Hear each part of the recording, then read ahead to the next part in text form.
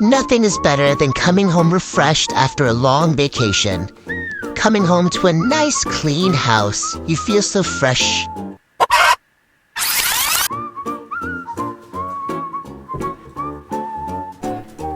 The one dreaded chore that nobody likes to do is unpacking, especially after a long trip. There's just so much stuff to take out and put away and do laundry for. Unpacking is definitely up there in the top 10 things I hate to do. And just when I was about done, I noticed something strange. Why is there a dead leaf here? What is this? What could this possibly mean? Is it a clue? It's coming from my Ficus Altissima. What is it trying to tell me? And then I saw a trail of more dead leaves down the hallway.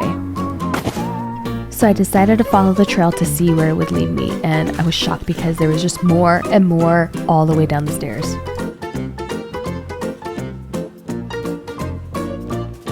Here's number 20. Here's number 21. Oh, look, another one.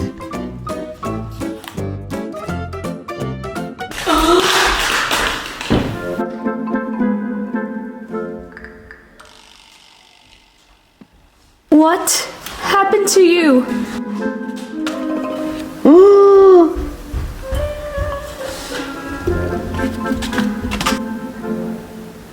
It's everywhere.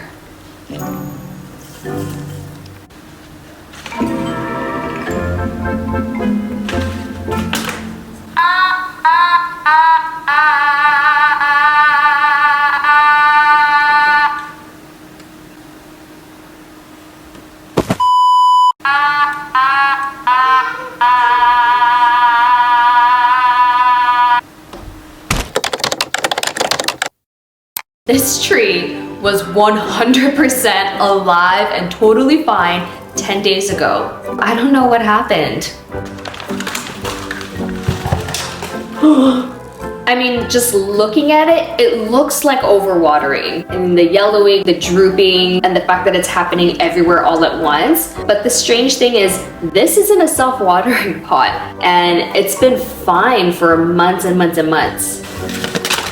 Like if I open the reservoir here, I can still see that it's full of water. So even though the reservoir is full, I'm gonna stick a clean, dry chopstick in here because this is how I tell if my soil is ready to be watered or not typically. If it comes out clean and dry, like a toothpick, like baking, that means the soil is dry, it's ready to be watered. If it comes out moist, it means it's not.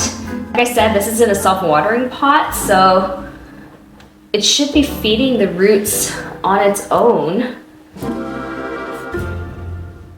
It's dry. Let's try a different part of the pot. It's completely dry. It's so bizarre. So the soil is dry, but the reservoir is full of water. Something else is definitely going on. The only way for me to tell is if I unpot this and check the roots.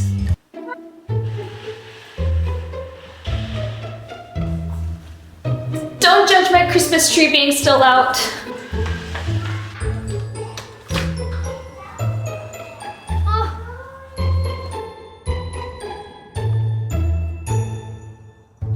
Oh my gosh, it's so cold! I know cold isn't relative, but for a California girl, this is really cold. Before I get started, I need to actually dump out all the water inside this reservoir so I can unpot it.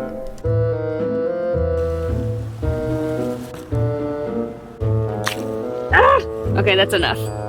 It looks so sad and naked right now.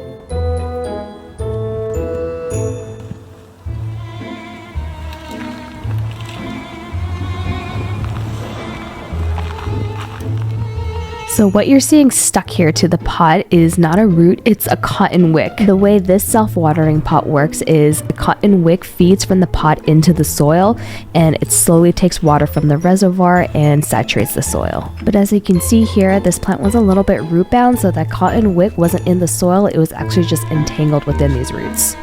So this is not even the most root bound I've seen a plant. I have plants that are much more root bound than this and they're fine, but I've had something similar happen with one of my other ficuses where it got slightly root bound and it instantly dropped all its leaves. So it could be that case where these plants are just really unhappy and fussy. I'm really sad that I need to repot this though, because I really like self-watering pots and it was happy in here for so long. I don't even know if I have a pot big enough to repot this in.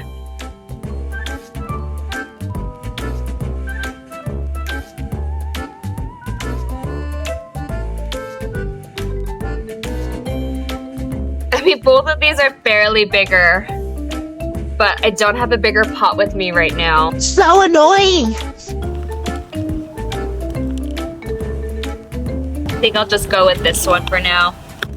And before unpotting, I decided to actually just loosen the soil and free the root ball a little bit just so I can examine it a little bit closer, because sometimes the roots deeper into the soil might look a little bit different from the ones you just see from the outside.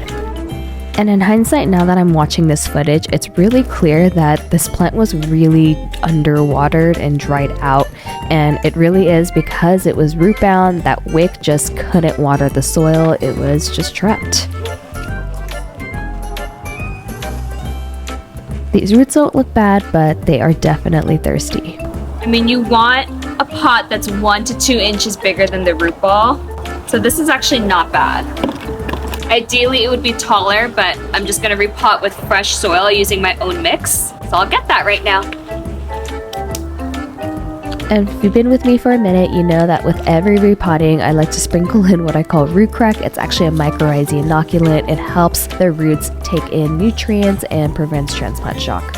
So some things I've learned about ficuses over the years, if you're crazy to have one of these, is they want a lot of light more than you think. They don't like being root bound and they don't like being messed with. So if it's happy in a location, keep it there. I find they do like to dry out in between waterings, but obviously not as much as this one. I don't have enough of my soil, so again, lazy plant parenting, and I've just reused some of this old soil, which is fine. It's less than a year old.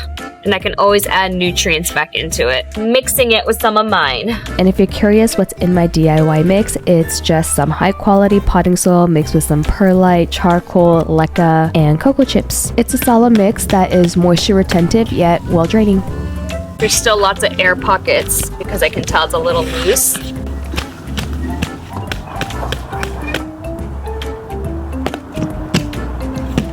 All right. These yellow leaves are not going to fix themselves, so I decided to just pull them off, and then as I was doing it, I realized this is basically an entire tree.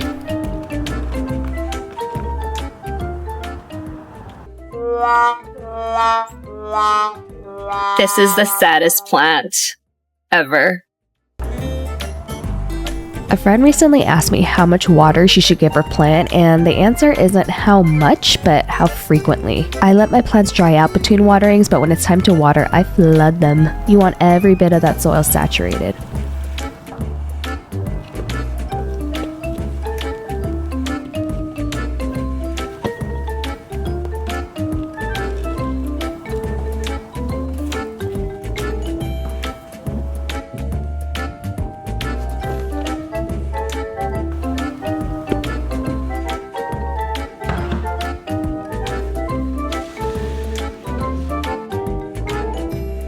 So sad.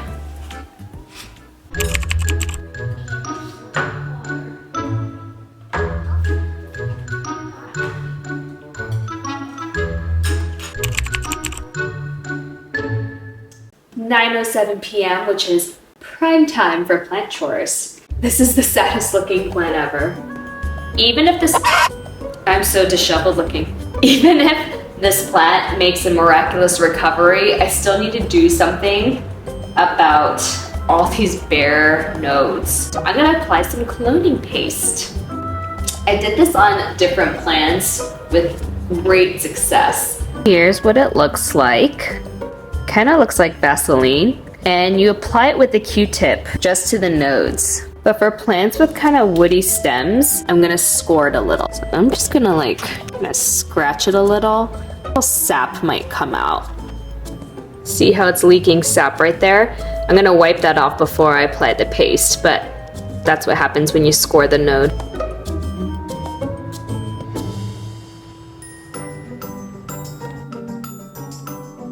$10,000 hours later. There's like 50 nodes. Look how much it's crying.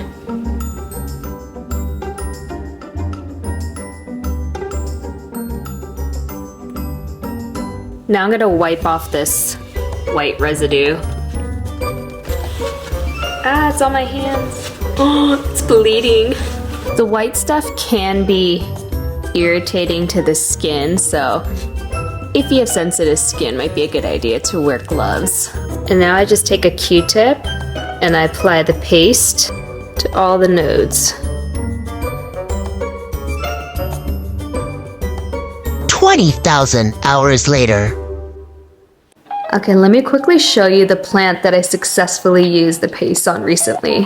I used this on my string of hearts about 3 weeks ago, and every single node that I brushed the paste on has new growth forming. Look at those baby leaves. All of those are growth points that got activated. Like this one legitimately grew a little vine. So it works.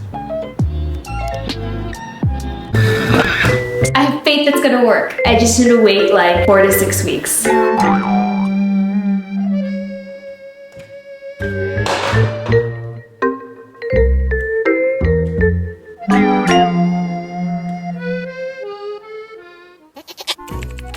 have an update. I haven't moved from the spot, by the way, since I repotted this. Okay, so I posted about this on my Instagram and I got a lot of comments from people saying you're not actually supposed to use the cloning paste on more than 1 or 2 nodes. And I was like, Excuse me? because I put it on like 100 nodes. And the idea is when you apply the cloning paste, the plant puts all its energy towards activating that 1 or 2 growth points. If you apply it on more than 1 or 2 nodes, that's just a lot of energy that the plant is expending. But too late! and honestly, I've used it on more than 1 nodes on other plants before and it's been fine, but I've never done it to this extent. But I will say that it's working. Okay, so this new leaf popped. Look how full that branch looks now. But this is where I see the cloning paste work. See that little growth point that's popping out?